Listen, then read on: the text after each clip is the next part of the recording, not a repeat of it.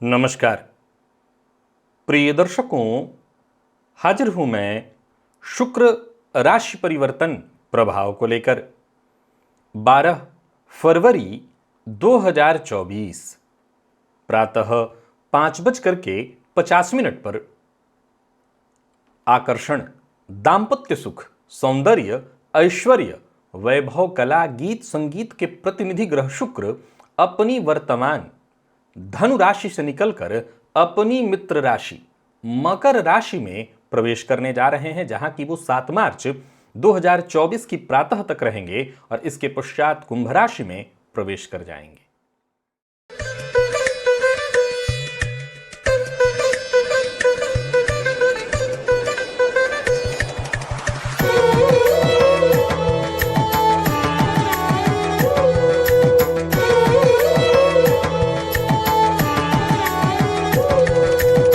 मेष से लेकर मीन राशि पर्यंत प्रत्येक राशि के जातकों के लिए शुक्र का यह गोचर कैसा प्रभाव लेकर के आ रहा है, आइए इस विषय पर हम चर्चा कर लेते हैं। प्रिय दर्शकों, प्रारंभ में ही बता दूं, यह राशिफल मैं आपको आपके चंद्र राशि के आधार पर बताने जा रहा हूं। यानी आपकी जन्म कुंडली में चंद्रमा जिस राशि में बैठे हैं वही आपकी जन्म राशि या चंद्र राशि है, उसी के आधार पर आप इस राशिफल को देखिए। प्रिय दर्शकों, राशिफल प्रारंभ करूं उससे पूर्व मैं कुछ बातें आपको बताना चाहता हूं जिसे आपको भली भांति समझना चाहिए। गोचर में जब कोई ग्रह राशि परिवर्तन करता है तो उसके बल का जो निर्धारण है कि वो कैसा प्रभाव देने वाला है, ये इस बात पर भी निर्भर करता है कि वो किस ग्रह की राशि में है। वैसे देखा जाए तो मकर राशि में शुक्र का जहां गोचर है, इस समय मंगल भी मकर राशि में ही उच्च के हैं और सूर्य और बुध भी हैं। तो सूर्य और बुध अभी आगे बढ़ने पर राशि परिवर्तन कर जाएंगे। सूर्य शनिदेव के साथ कुंभ राशि में चले जाएंगे। इस समय गोचर कुंडली में शनिदेव अपनी ही राशि में है, कुंभ राशि में, अपनी मूल त्रिकोण राशि में है। तो किसी भी ग्रह के बल में, प्रभाव में ऐसे वृद्धि होता है कि जब शनिदेव स्वगृही हैं तो उनके दूसरे घर में बैठे ग्रह भी उतने बली हो जाएंगे, क्योंकि शनिदेव के पास बल है। प्रिय दर्शकों, यहां एक बात आपको अवश्य ध्यान रखना होगा, परंतु ज्योतिष शास्त्र कहता है कि जितना श्रेष्ठ प्रभाव शुक्र देव गुरु की दोनों राशियों में देते हैं, जैसे बीती राशि धनु में और मीन में, उतना बेहतर प्रभाव कुंभ और मकर में नहीं होता। यहां एक और बात बता देना चाहता हूं कि कुंभ शनिदेव की मूल त्रिकोण राशि है, जहां ग्रहों के अच्छे प्रभाव होते हैं, पर शनिदेव की ये राशि जो है दोनों, यहां पर शुक्र है कौन? तो शुक्र भोग है, शुक्र सुख है, शुक्र ऐश्वर्य है। तो ऐश्वर्य का कारक ये ग्रह जो है अपना श्रेष्ठतम फल प्रदान नहीं कर पाता। फिर भी इस समय जैसा मैंने कहा कि गोचर कुंडली में शुक्र को बल दो तरह से मिल रहा है, एक तो मंगल के साथ है, उच्च के मंगल के साथ, और शनिदेव स्वयं की अपनी मूल त्रिकोण राशि में है। तो चलिए चर्चा प्रारंभ करते हैं।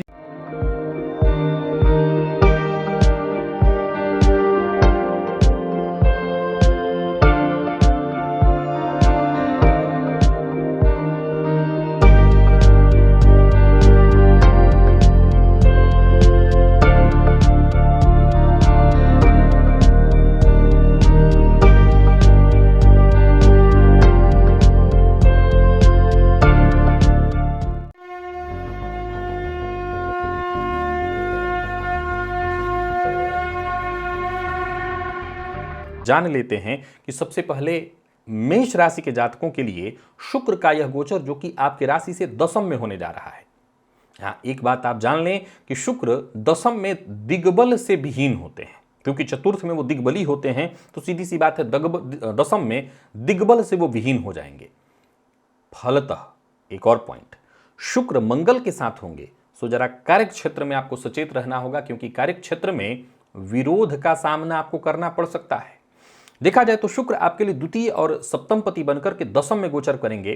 इस विरोध के बावजूद धन आगमन पर कोई प्रभाव नहीं पड़ेगा। धन आगमन भी होगा, धन संचयन भी होगा, ऋण इत्यादि से जूझ रहे थे तो उससे मुक्ति भी मिलेगी। और तो और इस गोचर काल में दाम्पत्य जीवन सुखद होगा, जीवन साथी से सहयोग मिलेगा, परंतु संभावना इस बात की है कि दाम्पत्य जीवन सुखद तो होगा, लेकिन विवाह से इतर एक्स्ट्रा मैरिटल अफेयर वगैरह की भी संभावनाएं उत्पन्न होंगी, जिसके चलते दाम्पत्य जीवन में आगे चल करके कटुता उत्पन्न होने की स्थिति बनेगी।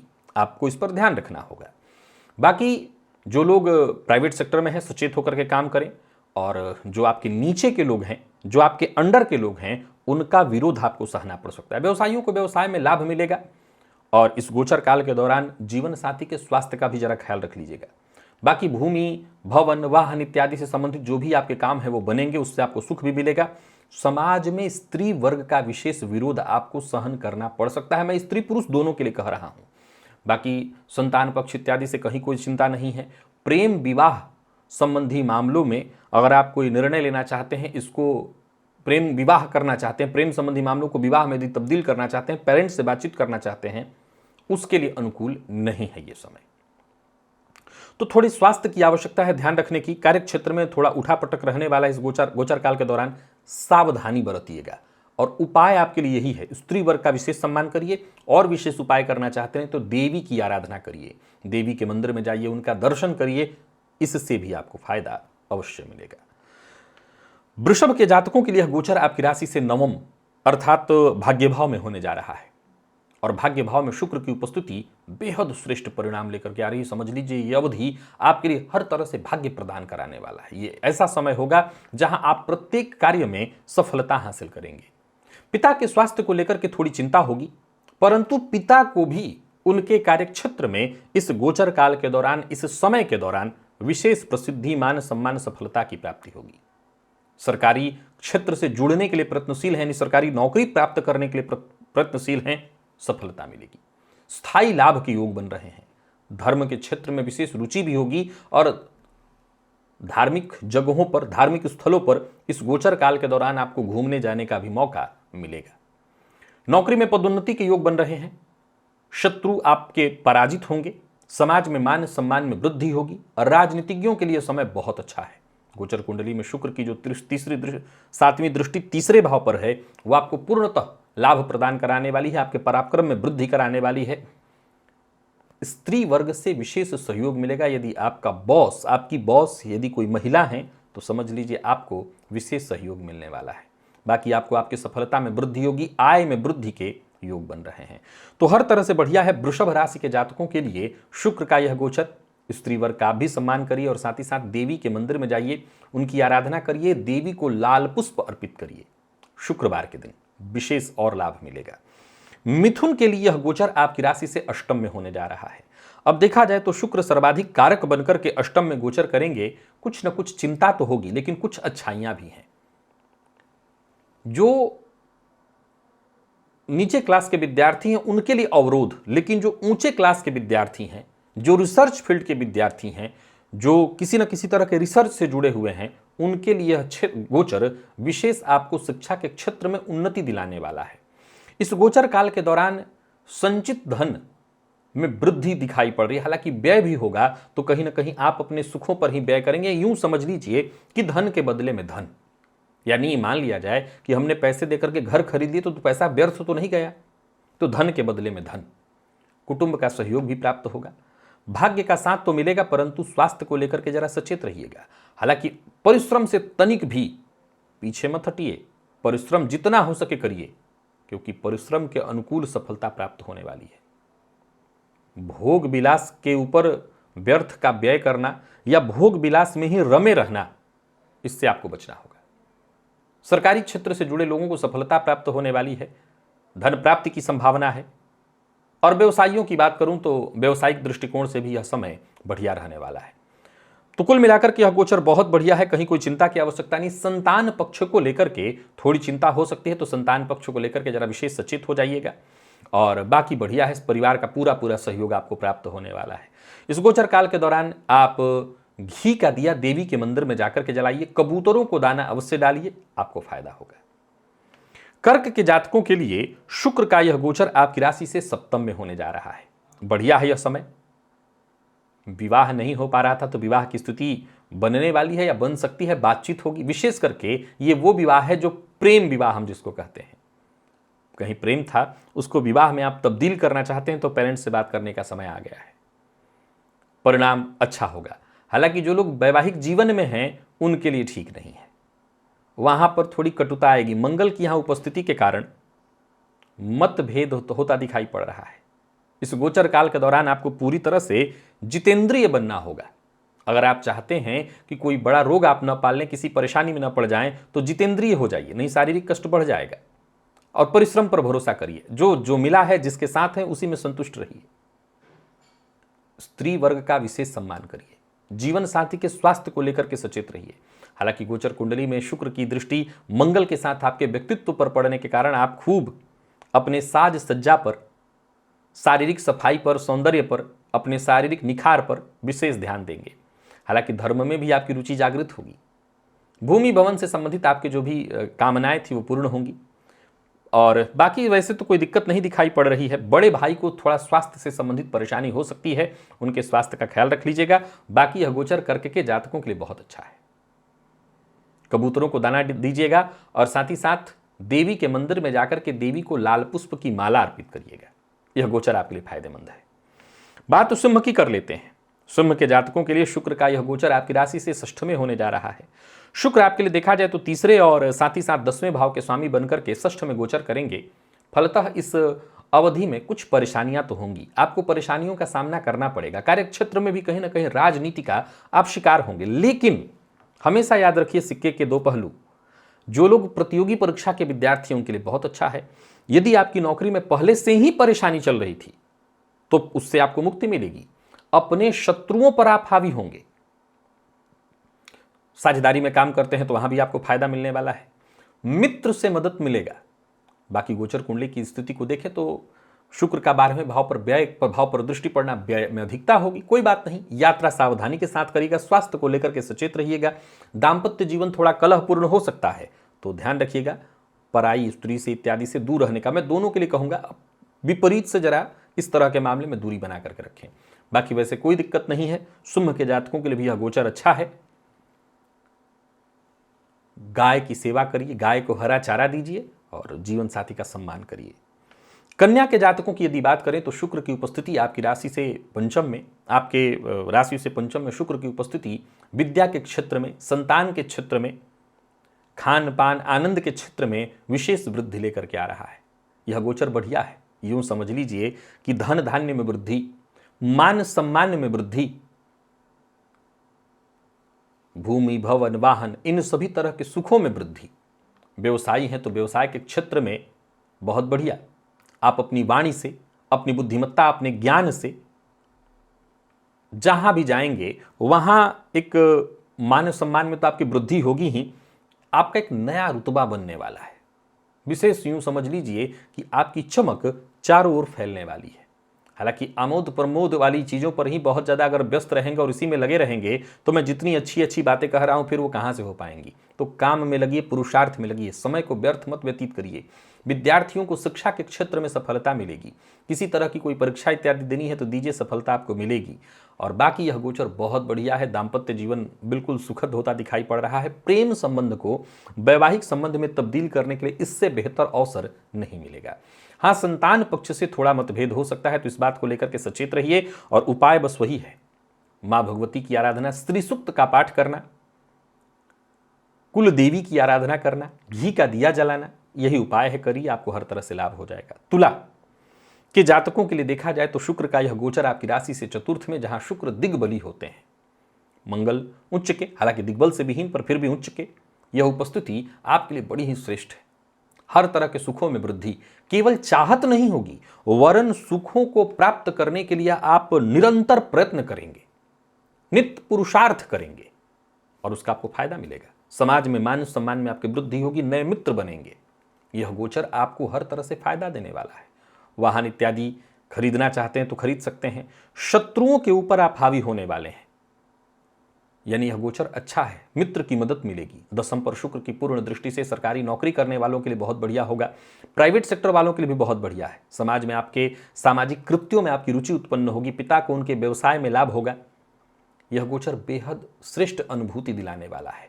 अब देखा जाए तो शुक्र आपके लिए अष्टमेश भी होते हैं। फलतः माता के स्वास्थ्य में थोड़ी परेशानी उनको होगी, तो माता के स्वास्थ्य का ख्याल रख लीजिएगा। बाकी इस गोचर से आपको कोई चिंता करने की जरूरत नहीं है। गोचर अति उत्तम है।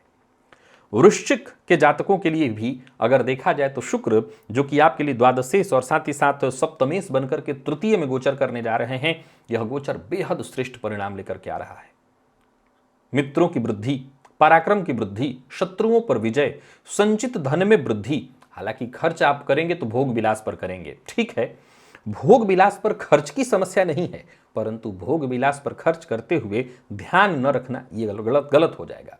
भाई बहन से सुख मिलेगा, सहयोग मिलेगा। विद्यार्थियों की बात करूं तो शिक्षा के क्षेत्र में आपको आपके पुरुषार्थ से विशेष सफलता मिलेगी। भाग्य का पूरा सहयोग मिलेगा। भाग्य भाव पर शुक्र की दृष्टि से भाग्य में वृद्धि होगी। भाग्य के फल को और बढ़ाने के लिए आपको धार्मिक कृत्य करना, किसी तीर्थ यात्रा इत्यादि को करना, यह आपके लिए बहुत जरूरी होगा। परिश्रम से पीछे मत हटिएगा, जितना हो सके अधिक से अधिक परिश्रम करिए।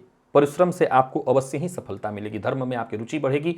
धार्मिक कृत्यों पर अगर व्यय होता है तो कोई बुराई नहीं है। विदेश से भी धनागमन की सूचना है और संतान पक्ष को लेकर के कोई चिंता थी तो वो चिंता दूर होगी। इस गोचर काल के दौरान सभी वृश्चिक राशि के जातक कनक धारा स्तोत्र का पाठ घी का दिया जला करके करें। और धनु के जातकों के लिए शुक्र का यह गोचर आपकी राशि से द्वितीय भाव में एक तरह से देखें तो महाधनी योग का निर्माण आपके लिए होने जा रहा है। हालांकि इस गोचर में एक विसंगति है कि महाधनी योग भी बनेगा और ऋण योग भी बनेगा। अब सवाल उठता है कि ऋण योग का नुकसान होगा या धनी योग का लाभ। निर्भर करता है आपके सोच पर, आपके रहन सहन खान पान पर। अगर सही दिनचर्या, सही खान पान, सही आदत, सही संगत हो तो महाधनी योग का प्रभाव आपको मिलने जा रहा है। यही गलत हो तो आपको ऋण योग में भी फंसा देगा। किसी को धन देना और दिलाना दोनों नहीं करना है। यह गोचर आपके लिए हर तरह से बढ़िया है। कार्य क्षेत्र में सफलता मिलेगी, धनागमन होगा, कुटुंब में मांगलिक कृत्य में वृद्धि होगी, सुस्वादु भोजन में विशेष रुचि होगी, आभूषण खरीद सकते हैं, मकान, भूमि, भवन से संबंधित जो भी सपना है आपका पूर्ण होगा। माता के स्वास्थ्य में कहीं कोई चिंता थी तो वो चिंता दूर होगी। मामा पक्ष से थोड़ी चिंता आ सकती है। शत्रु वृद्धि होगी पर कोई कुछ बिगाड़ नहीं पाएगा। कुल मिलाकर के आपके संचित कर्मों, शुभ कर्मों का ही फल होगा।